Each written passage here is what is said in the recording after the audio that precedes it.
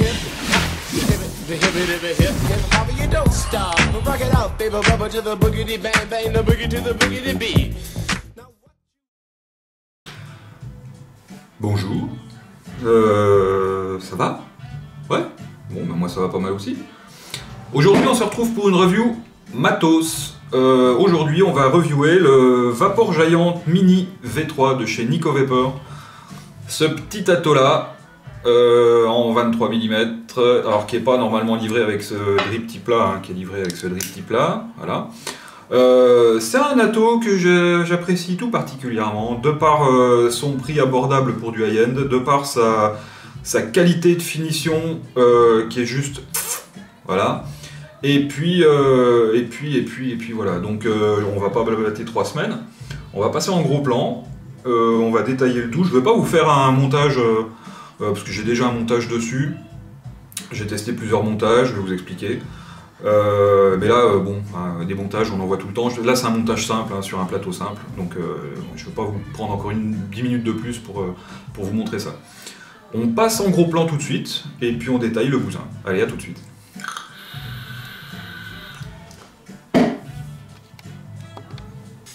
Allez, go! Alors, comme d'habitude, une petite boîte donc, qui va ressembler à ça. La petite boîte classique de chez Nico Vapor, hein, avec marqué dessus Vapor Giant Mini, le code barre. Bon, rien de particulier, hein, c'est les boîtes classiques de chez eux. Ensuite, à l'intérieur, donc on va avoir la petite pochette avec les spares. Donc pas mal de spares, tout ce qui est joint, hein, de toute façon. Les joints, les petites vis de rechange. Voilà, 2 petites vis. Rien de bien particulier. Le petit joint blanc plat là qu'on voit ici, là, c'est le joint de. Ça doit être le joint de Pyrex. Voilà. Après, la tour lui-même, parce que c'est quand même ce qui va nous intéresser. On va tout foutre de côté. Donc la tour lui-même, eh bien le voici, le voilà. Alors, bon moi en ce qui me concerne, c'est le numéro 5171. Voilà. Donc on va dire que bon, c'est quand même plutôt pas mal fini. Je n'ai pas de rayures dessous, pourtant il a déjà servi. Voilà. Le drip tip, alors le drip tip il est assez long. Je suis pas fan du drip tip en fait, parce que monter sur une box, ça fait vachement long. Donc moi je l'ai viré, ce drip tip, et à la place j'ai mis un comme ça. Voilà. Après histoire de goût, hein. Faites comme vous voulez. Là je vais le démonter pour vous montrer la totalité. Donc on va déjà démonter et accéder au plateau.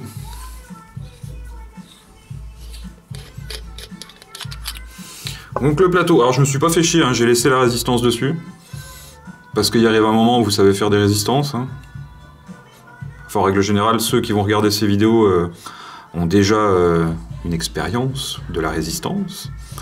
Beaucoup de gens, moi j'ai vu quelques vidéos déjà, beaucoup de gens ont monté ce plateau avec du Clapton Coil, en faisant un diamètre de 3 mm et en faisant 4-5 tours. J'ai testé, bon, moi c'est pas ma vape, hein, tout simplement. Alors c'est sûr qu'on peut le monter avec le Clapton. Là moi je l'ai monté jusqu'à 55 watts, pas plus haut, j'ai pas eu de dry heat, j'ai pas eu de goût de chaud, rien du tout. Mais c'était clairement pas ma vape parce que je trouve ça dégueulasse. Donc moi je me suis refait un 2,5 de diamètre avec du 0,50, ça me va très bien. Je suis à 0,43 ohms si je ne m'abuse, et du coup monter sur un mode méca, c'est assez réactif. Donc voilà, j'ai préféré rester simple. D'ailleurs, en enlevant mon coton de tout à l'heure, j'ai un peu bougé ma résistance. Bref, donc, ce plateau, avec 2 bonnes grosses vis des familles, dans lesquelles, vous voyez là par exemple, j'ai passé du 0,50 dedans, ça passe large. Donc du coup, le Clapton passe bien. Voilà, on voit l'isolant en dessous, en pic. Le pic, un P-E-E-K. Ça résiste à plus de 300 degrés, cette petite chose là, donc du coup le plateau là c'est quand même rare quand il chauffe aussi fort. Voilà. Donc là les deux canules là, elles sont bien larges. Vous verrez tout à l'heure que je mets pas de coton dedans non plus. hein, un peu le même principe que sur le Bellus. Voilà, le petit joint ici donc pour étanchéifier le merdier. À l'arrière ici, on va avoir la vis. On va pouvoir la régler cette vis. Le plot donc est adaptable. Je vais essayer de vous l'enlever comme ça. Quand on enlève cette petite vis, hop, donc il y a deux petits joints autour. Et puis à l'intérieur, on va avoir ceci, cela. Pas bien grand chose de... Peut-être zoomer puis me mettre comme ça d'ailleurs. Voilà, c'est propre. C'est très propre. C'est très propre par rapport à certains trucs que j'ai pu voir récemment. Des trucs beaucoup plus chers. Donc du coup, on se dit, bah tiens... nos amis de chez Nico font du bon boulot. Ensuite, on va avoir l'airflow ici. Donc il y a 3 airflows. Donc bien, on va avoir ici notre Nico Vapor. Pardon. Voilà. On va avoir ici le numéro de série et le Mini V3.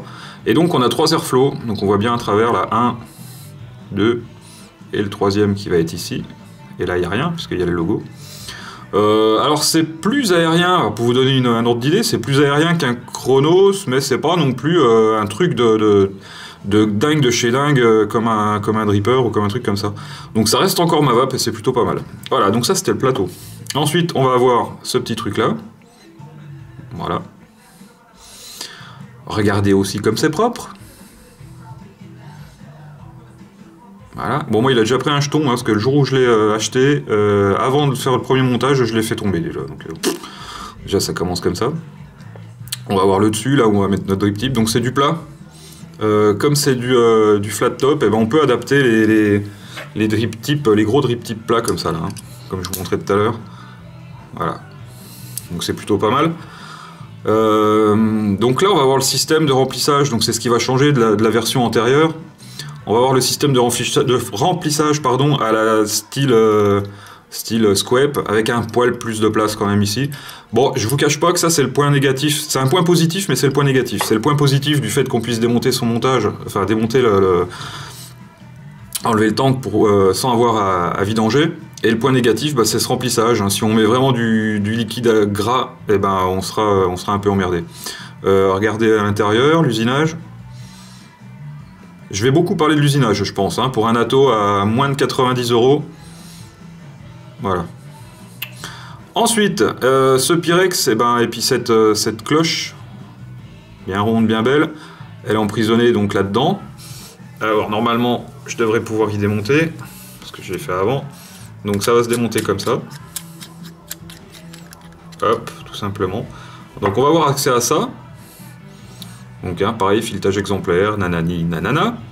Au fond, donc on a la petite gorge où on va venir poser le Pyrex, donc le Pyrex qui est ici, avec le petit joint blanc là, qui est plus très blanc, qui est jaune, parce que j'ai vapé pas mal de Reanimator 2 dans le tank là. Le Pyrex en lui-même, qui est ni trop épais, ni trop fin, qui est, on va dire, normal. On va pas se prendre la tête. Et cette fameuse cheminée, je vais enlever ça pour pas que ça fasse la mise au point n'importe où. Cette fameuse cheminée, regardez comme c'est bien usiné. Là j'ai quand même un putain de gros plan. Même encore plus que gros plan. Et ben cherchez le défaut. Cherchez, hein. Voilà. Voilà. Il n'y a pas de défaut, et puis c'est tout, quoi, c'est comme ça. Voilà. Tout simplement. Ça se démonte aussi, je crois. Je l'ai démonté l'autre fois, il me semble. J'en démonte tellement d'Atto qu'il arrive un moment, je sais plus ce que j'ai démonté ou ce que j'ai pas démonté. Enfin bref. Voilà, donc ensuite, on vient remettre son Pyrex comme ça. Tout simplement. En faisant gaffe à son petit joint, là. Donc on enfiche bien le Pyrex.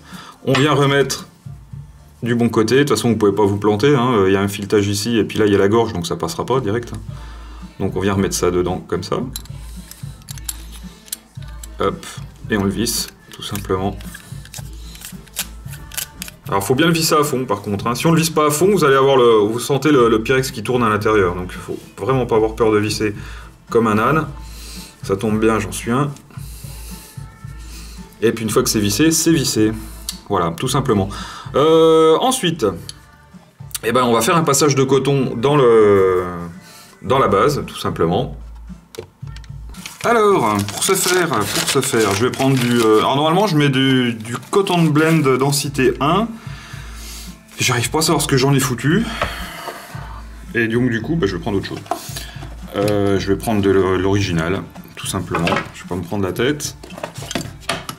Ça prouve encore que ça a bien été préparé, cette vidéo à la con. Hein. Mais ça n'a pas l'air comme ça, mais ça se prépare quand même. Donc, des petits ciseaux. Donc là, moi je suis donc, comme je vous disais, avec un diamètre 2,5 et non pas diamètre 3, comme beaucoup de gens le font. Donc du coup, au niveau du coton, bah, je vais en mettre moins du coup. Ça paraît presque logique. Par contre, c'est le bordel dans mon coton, là, je vais vous faire un truc bien dégueu. Certainement. Alors, donc je vais en couper une petite bande. Il y en aura beaucoup trop. Crac. Alors, je dégage ça. Donc, la petite bande, bah, je vais faire comme d'hab, hein, je vais la tortiller, la rouler.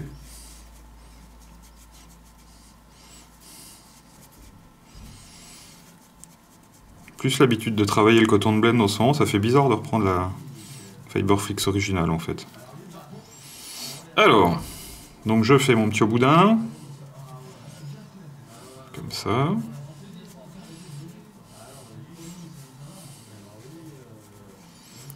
Hop. Je laisse quand même assez aérien, moi. Je me suis rendu compte que j'aimais bien quand c'était comme ça. Puis du coup, j'ai pas trop de fuite non plus, donc même pas du tout pour dire. Après, donc, on vient le passer dedans comme ça. Hop. On en laisse dépasser un bout de chaque côté, hein, donc ça nous donne ça, sensiblement. Voilà, crac. Et après, donc, le but du jeu, ça va être de venir mettre le coton là devant. Là devant, là. À ce niveau-là. Sans le rentrer dans la gorge, là, forcément. C'est pas obligatoire. Enfin, moi, je trouve que c'est pas obligatoire. Après, donc, on va prendre la longueur qu'il nous faut. Donc, sensiblement ça. Je coupe à peu près à ras le plateau. À peu près. Hein. Après, vous pouvez toujours... vaut mieux en avoir un poil trop long au début et puis couper que d'en avoir un poil trop court parce que vous n'allez pas pouvoir le rallonger. Ça paraît presque logique. Je dis pas que des choses complètement connes. Voilà. Je range mon coton. Bien sûr, j'ai pas pris de liquide, donc je vais en chercher. Alors, dedans, je vais y mettre le Reanimator 2. Reanimator 2, dont je ne ferai pas la review. C'est comme le 1, mais c'est pas le même. Donc du coup, déjà, il est vert au lieu d'être jaune. Et au lieu d'être à base de citron, il est surtout à base d'orange. D'orange verte, orange amère un peu, et d'écorce de quinquina. Et non pas de quinoa, comme dirait je sais plus qui. Hop. Donc la couleur fluo, là, c'est toujours la vitamine B2 qui fait ça. Hein. Ça n'a absolument rien de radioactif. Voilà. Donc là, j'imbibe bien, trop même, mon coton. Hop. Donc on se retrouve avec ça. Et le but du jeu, moi, je vais le ramener un petit peu en dessous, là. Je vais le replier un peu. Je vais faire comme un... Je vais vous montrer. Je vais prendre sur le bout et venir, hop, le replier comme ça contre. Comme ça. Même chose de l'autre côté. Donc c'est pour ça qu'il faut en avoir pas trop long et pas trop court non plus. Hop. Et en fait, il va venir juste, ce coton là, il va venir juste boucher. Il va venir juste être devant l'entrée de liquide, sans forcément aller dedans. Alors fatalement, quand on va remettre le tank, ça va bouger un peu. Voilà, donc ça donne sensiblement ça. Ça vient pas dans les gorges. Il en reste quand même du coton un petit peu. Faut que le coton il parte un peu là, comme ça là. Faut pas qu'il arrive à ras le coil. Faut qu'il y ait une petite boursouflure là, pour permettre quand même au liquide d'être stocké à cet endroit-là. Si on part direct à l'angle droit dès qu'on sort de la dernière spire, eh ben on risque d'avoir du dry heat. Enfin ça c'est ce que j'ai constaté. Après vous faites comme ça que vous voulez. Ensuite on va remplir le tank. Donc c'est là qu'on va se rendre compte que c'est moins simple que d'autres atos. Hein, les fameux atos où on va remplir par le dessus. Alors on prend sa pipette. Puis là en plus si on remplit pas bien on va se rendre compte tout de suite. Vu que c'est fluo, on va bien voir si ça coule ou pas. Donc on se met sur le bord et on fait couler. Donc c'est un peu plus long hein, qu'un remplissage classique.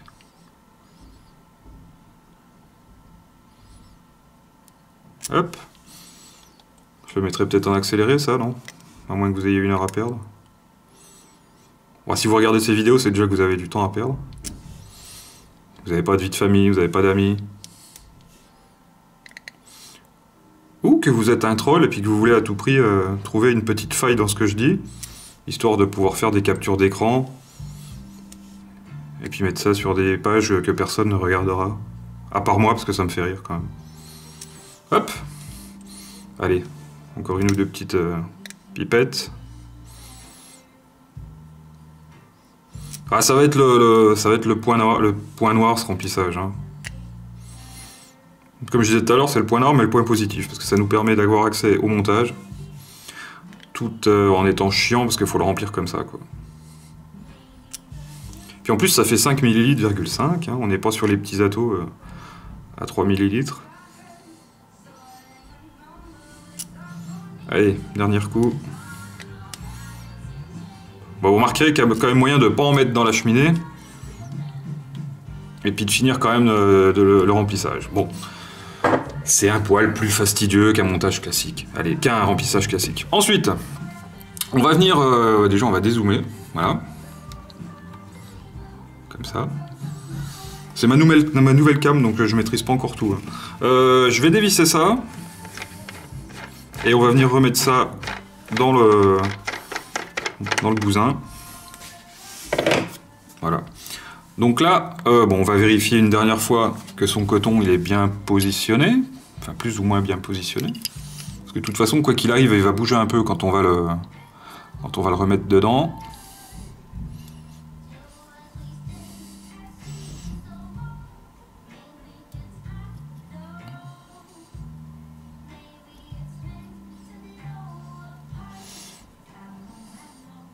Voilà, hein, ça donne à peu près ça. Et là, en fait, quand on va le remettre là-dedans, ça va venir un petit peu le plaquer encore en plus. Hop. Et après, on visse. Et on vient bien mettre ça en contact, comme ça. Tout simplement. Et moi, là, donc, je ne vais pas remettre le drip tip d'origine, si tu penses que j'en ai foutu, donc comme ça va plus vite vu. Oui, celui-là. Oups. Je vais pas remettre ce drip tip d'origine, là. Je vais donc mettre celui-là à la place, qui est plus court, qui est plus large, je trouve qu'il ramasse un peu il le ramasse un peu l'ato, il le fait un peu plus court. Du coup, vu que c'est plus court, il est con.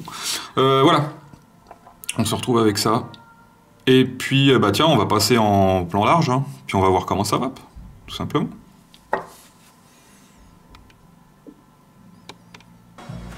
Bon, alors. Eh ben, je l'ai monté sur, tant qu'à faire, comme il est en 23 mm, je l'ai monté sur un Vapor Giant méca, hein, tout simplement. Histoire d'avoir quelque chose de... Alors j'allais dire de flush, mais bah, du compte fait, il n'est pas flush parce que... Oups. Il n'est pas flush parce que je l'ai pas vissé comme il faut. Bon, bref. Ça, c'est mon côté bourrin. D'ailleurs, ça me gêne, donc je vais le faire tout de suite.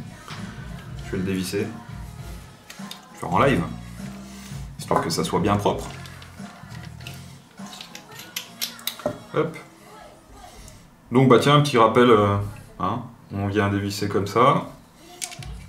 On vient visser son ato pour qu'il soit flush. Comme ça. On revisse le petit plot. On vient se mettre dessus. Et voilà, c'est mieux. Donc, Donc c'est assez réactif du coup, hein, comme j'ai fait une résistance. J'ai fait une résistance à 0,43. Tiens, je suis encore coiffé comme une merde. Donc du coup, on va le tester comme il est là. Je suis pas ouvert complètement, je suis pas fermé complètement, je suis un peu plus de la moitié au niveau de l'airflow. Et ça a tendance à avoir un tout petit sifflement quand même à ce niveau-là. Ça peut en déranger certains, dont moi. Donc du coup, moi en règle générale, je suis ouvert plutôt en grand. C'est-à-dire pleine bourre. Là, il n'y a pas un bruit. C'est une vape qui est... pour la petite histoire, nous, on l'a en choc du coup, ce truc-là. Je me suis dit, tiens, c'est une évolution de celui d'avant. Celui d'avant, j'étais pas super fan. Le premier, celui tout en PMMA, que j'ai quelque part par là, j'étais pas un grand fan non plus. D'ailleurs, j'avais fait la review, en même temps que j'avais reviewé le mode mecha. Ça marchait bien, mais bon, c'était un ato parmi tant d'autres. Du coup, celui-là, voilà, on en a quand même monté un pour tester. Et puis on s'est dit, putain, mais ça marche, quoi. Et alors, au départ, je voulais pas le tester, moi, enfin, je voulais pas. J'étais pas amené à en acheter un, parce qu'en fait, je me disais, bon, c'est un plateau Kyphon de plus, comme les 50 millions d'atos qui existent maintenant, qui sont tous partis d'un Typhon. Ou Kyphon, hein. Kyphon, oui, Kyphon, excusez-moi, Typhon, ça reste des atos chers. Donc du coup, on s'est dit, quoi de plus, quoi. Et en fait, quoi de plus, la cheminée, certainement, l'airflow, certainement aussi. Et du coup, ça fait un truc qui marche putain de bien. Ça marche putain de bien, donc là, si on fait le calcul, alors si on fait un vrai calcul, hein, s'il n'y a pas de voltage drop, je vais pas vous calculer le voltage drop, hein. Si on fait un calcul, là je suis à 0,43, j'ai une batterie pleine charge, 4,2 volts, je dois être à la louche à 43-45 watts, faites le calcul, hein. La batterie au carré divisé par la valeur de la résistance, et puis on arrive à une quarantaine de watts. Bien sûr, hein, il y a un voltage drop qui va être assez important là-dessus, on n'est pas sur un mode méca totalement en cuivre et tout le bazar, donc allez, 35 watts quoi. Je dois être en gros à 35 watts et ça marche plutôt pas mal. Voilà, donc c'est un diamètre 23 comme je le disais. Je vais en profiter pour vous mettre 2-3 petites photos du merdier là. Il est donc en diamètre 23, il fait 5 ml, 5. Il y a plein de gens qui ont déjà testé voir si ça faisait 5,5, ça fait 5,5. Il fait 58 mm,5 de haut, donc 6 cm, à peu de choses près. Il pèse 90 grammes. Bon, ça on s'en fout, mais bon, quand on met ça sur un méca, ça fait tout de suite assez lourd. C'est de l'inox. C'est de l'inox alimentaire, donc 1.4301, voilà. L'isolateur, il est en pic, donc le pic, ça résiste à 300 degrés, nanani, nanana. Les connecteurs sont en inox. Et puis la différence avec les versions d'avant, le plateau il est un peu plus spacieux, les bonnes grosses vis là où on peut claquer du Clapton carrément dedans si on le désire. Les arrivées de liquide qui sont plus larges, le 510 réglable et tout ça. Merde, je voulais dire un truc. Le plateau plus spacieux, le canule plus large, le 510 réglable, je me rappelle plus. Ça devait pas être intéressant là. Donc voilà. Donc oui, réelle évolution sur cet ato. Moi je partais pas pour. Voilà, j'ai eu le malheur de vaper sur celui d'un collègue pendant un petit moment, et puis du coup je me suis dit allez fais chier quoi, j'en achète un, une fois de plus. Et du coup pas déçu du tout parce que ça marche bien, ça marche vraiment bien. Je pense que certains modeurs devraient prendre exemple sur Nico Vapor, parce que franchement, alors ok il y aura toujours moins cher chez nos amis chinois, qui commencent à faire vraiment du bon matériel, qui font des trucs innovants, toujours j'allais dire copier, pas copier, mais toujours venu de ce qu'on connaît déjà, qui vient d'Europe. Hein. Mais pour du matériel de modeur, franchement, Nico Vapor, ils assurent, parce qu'ils rêvaient de nous faire quelque chose qui va être 50 balles, 60 balles moins cher que chez Typhon ou que chez n'importe quel autre fabricant qui ne veulent putain pas se mettre au goût du jour. ils devraient quand même se mettre un petit peu au goût du jour parce qu'ils vont se faire bouffer par eux. À la rigueur, tant mieux, ou tant pis pour eux. On est vraiment sur des produits qui marchent bien. Je suis super enthousiaste. Je suis pas là pour vous le vendre, hein, sérieux, mais franchement, c'est vraiment... ça marche bien, et puis c'est tout, quoi. Voilà. Bon, quand je suis content d'un truc, ça se voit. Hein. Quand je suis moins content, ça se voit aussi. On en parlera dans une prochaine vidéo. Voilà, c'est tout. Hein. Donc vous avez vu tous les petits merdiers, les petits gros plans, des photos que j'ai piquées directement sur le site de l'importateur. Et puis voilà, c'est tout. Donc je vais pas me faire plus long, parce que ça sert à rien.